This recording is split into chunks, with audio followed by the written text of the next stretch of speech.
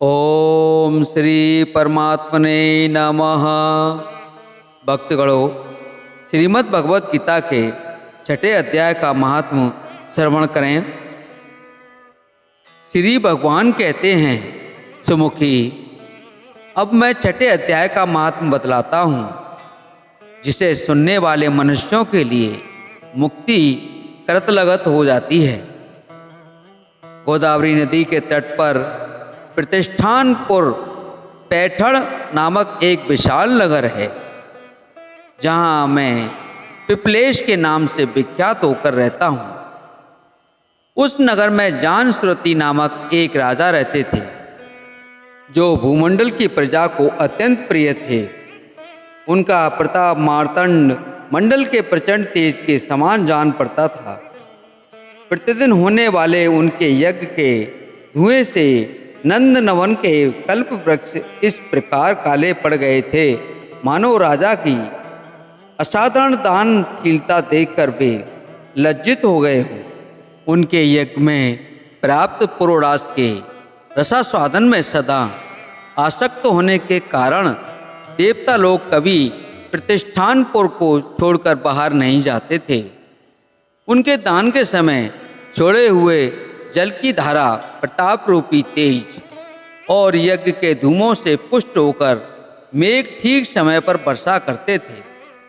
उस राजा के शासनकाल में ईतियों खेती में होने वाले 6 प्रकार के उपद्रवों के लिए कहीं थोड़ा भी स्थान नहीं मिलता था और अच्छी नीतियों का सर्वत्र प्रसार होता था।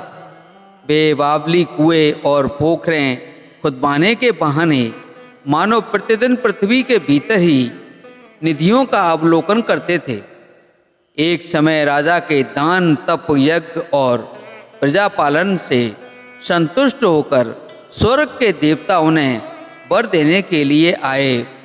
वे कमल नाल के समान उज्ज्वल हंसों का रूप धारण कर अपनी पांखें हिलाते हुए आकाश मार्ग से चलने लगे। बड़ी उतावली के साथ उड़ते हुए वे सभी हंस परस्पर बात भी करते जाते थे। उनमें से भद्राश आदि 2-3 हंस वेग से उड़कर आगे निकल गए। तब पीछे वाले हंसों ने आगे जाने वाले को संबोधित करके कहा, अरे भाई भद्राश, तुम लोग वेग से चलकर आगे क्यों हो गए हो? यह मार्ग बड़ा दुर्गम है, इसमें हम सबको साथ मिलकर चलना चाहिए। क्या तुम्हें दिखाई नहीं देता? यह सामने ही पुण्य मूर्ति महाराज जानश्रुति का तेज पुण्य अत्यंत स्पष्ट रूप से प्रकाशमान हो रहा है। उस तेज से भस्म होने की आशंका है, अतः सावधान होकर चलना चाहिए। पीछे वाले हंसों के वचन सुनकर आगे वाले हंस हंस पड़े और उच्च स्वर से उनकी बातों की अवहेलना करते हुए बोले, अरे भाई, क्या इस राजा जानश्रुति का तेज ब्रह्मवादी महात्मा रैक के तेज से भी अधिक तीव्र है? हंसों की ये बातें सुनकर राजा जानश्रुति अपने ऊंचे महल की छत से उतर गए और सुखपूर्वक आसन पर विराजमान हो अपने सारथी को बुलाकर बोले, जाओ महात्मा, रैक को यहाँ ले आओ। राजा का यह अमृत के समान वचन सुनकर मेह नामक सारथी प्रसन्नता प्रकट करता हुआ नगर से बाहर निकला। सबसे पहले उसने मुक्तिदायिनी काशीपुरी की यात्रा की, जहाँ जगत के स्वामी भगवान विश्वनाथ मनुष्यों को उपदेश दिया करते हैं। उसके बाद वह गया क्षेत्र में पहुँचा, यहाँ प्रफुल्ल नेत्र वाले भगवान गदाधर संपूर्ण लोकों का उद्धार करने के लिए निवास करते हैं। तदंतर नाना तीर्थों में भ्रमण करता हुआ सारथी पापनाशनी मथुरापुरी में गया। यह भगवान श्री कृष्ण का आदि स्थान है, जो परम महान एवं मोक्ष प्रदान करने वाला है। वेद और शास्त्रों में वह तीर्थ त्रिभुवन पति भगवान गोविंद के अवतार स्थान के नाम से प्रसिद्ध है। नाना देवता और ब्रह्मर्षि उसका सेवन करते हैं। मथुरा नगर कालिंदी यमुना के किनारे शोभा पाता है। उसकी आकृति अर्धचंद्र के समान प्रतीत होती है। वह सब तीर्थों के निवास से परिपूर्ण है। परम आनंद प्रदान करने के कारण सुंदर प्रतीत होता है। गोवर्धन पर्वत के होने से मथुरा मंडल की शोभा और भी बढ़ गई है। वह पवित्र वृक्षों और लताओं से आवृत है। उसमें 12 भवन हैं। वह परम पुण्यमय तथा सबको विश्राम देने वाले श्रुतियों के सारभूत भगवान श्री कृष्ण की आधार भूमि है।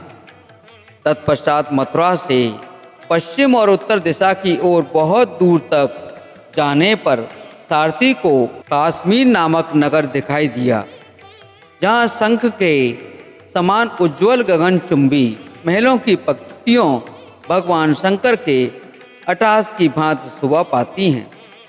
जहाँ ब्राह्मणों के शास्त्रीय आलाप सुनकर मूक मनुष्य भी सुंदर वाणी और पदों का उच्चारण करते हुए देवता के समान हो जाते हैं। जहाँ निरंतर होने वाले यज्ञ धूम से व्याप्त होने के कारण आकाशमंडल मेघों से धुलते रहने पर भी अपनी कालिमा नहीं छोड़ता। जहाँ उपाध्याय के पास आकर छात्र जन्मकालीन अभ्यास से ही संपूर्ण कलाएं स्वतः पढ़ लेते हैं, तथा जहाँ माणिकेश्वर नाम से प्रसिद्ध भगवान चंद्रशेखर देहधारियों को वरदान देने के लिए नित्य निवास करते हैं। कश्मीर के राजा माणिक्यसेन ने दिग्विजय में समस्त राजाओं को जीतकर भगवान शिव का पूजन किया था। तभी से उनका नाम माणिक्येश्वर हो गया। उन्हीं के मंदिर के दरवाजे पर महात्मा रैक एक छोटी सी गाड़ी पर बैठे अपने अंगों को खुजलाते हुए वृक्ष की छाया का सेवन कर रहे थे। उसी अवस्था में सारथी ने उन्हें देखा। राजा के बताए हुए भिन्न भिन्न चिन्हों से उसने शीघ्र ही रैक को पहचान लिया और उनके चरणों को प्रणाम करके कहा, ब्रह्म, आप किस स्थान पर रहते हैं? आपका पूरा नाम क्या है? आप तो सदा स्वच्छंद विचरने वाले हैं, फिर यहाँ किस लिए ठहरे हैं? इस समय आपका क्या करने का विचार है? सारथी के ये वचन सुनकर परम आनंद में निमग्न महात्मा रेक ने कुछ सोचकर उससे कहा, यद्यपि हम पूर्ण काम हैं, हमें किसी वस्तु की आवश्यकता नहीं है, तथापि कोई भी हमारी मनोवृत्ति के अनुसार परिचर्चा कर सकता है। रेक के हार्दिक अभिप्राय को आदरपूर्वक ग्रहण करके सारथी धीरे से राजा के पास चल दिया। वहां पहुंचकर राजा को प्रणाम करके उसने हाथ जोड़कर सारा समाचार निवेदन किया। उस समय स्वामी के दर्शन से उसके मन में बड़ी प्रसन्नता थी। सारथी के वचन सुनकर राजा के नेत्र आश्चर्य से चकित हो उठे। उनके हृदय में रेक का सत्कार करने की श्रद्धा जागृत हुई। उन्होंने 2 खच्चरियों से जुती हुई एक गाड़ी लेकर यात्रा की, साथ ही मोती के हार, अच्छे अच्छे वस्त्र और 1 सहस्त्र गोए भी ले ली। कश्मीर मंडल में महात्मा रैक जहाँ रहते थे, उस स्थान पर पहुंचकर राजा ने सारी वस्तुएं उनके आगे निवेदन कर दी और पृथ्वी पर पड़कर साष्टांग प्रणाम किया।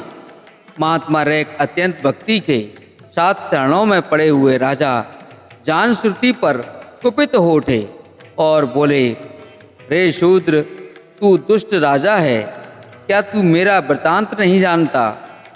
यह खच्चरियों से जुती हुई अपनी ऊंची गाड़ी ले जा। ये वस्त्र, ये मोतियों के हार और ये दूध देने वाली गाय भी स्वयं ही ले जा। इस तरह आज्ञा देकर रैक ने राजा के मन में भय उत्पन्न कर दिया।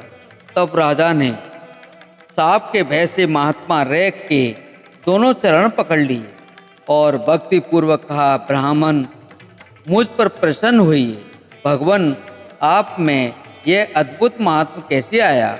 प्रसन्न होकर मुझे ठीक ठीक बताइए। रैक ने कहा, राजन, मैं प्रतिदिन गीता के 6ठे अध्याय का जप करता हूँ। इसी से मेरी तेजो राशि देवताओं के लिए भी दुस्सह है। तदंतर परम बुद्धिमान राजा जानश्रुति ने यत्न पूर्वक महात्मा रैक के गीता के 6ठे अध्याय का अभ्यास किया। इससे उन्हें मोक्ष की प्राप्ति हुई। इधर रैक भी भगवान माणिक्येश्वर के समीप मोक्षदायक गीता के 6ठे अध्याय का जप करते हुए सुख से रहने लगे। हंस का रूप धारण करके वरदान देने के लिए आए हुए देवता भी विस्मित होकर स्वेच्छा अनुसार चले गए। जो मनुष्य सदा इस एक ही अध्याय का जप करता है वह भी भगवान विष्णु के ही स्वरूप को प्राप्त होता है। इसमें तनिक भी संदेह नहीं है। जय श्री कृष्णा।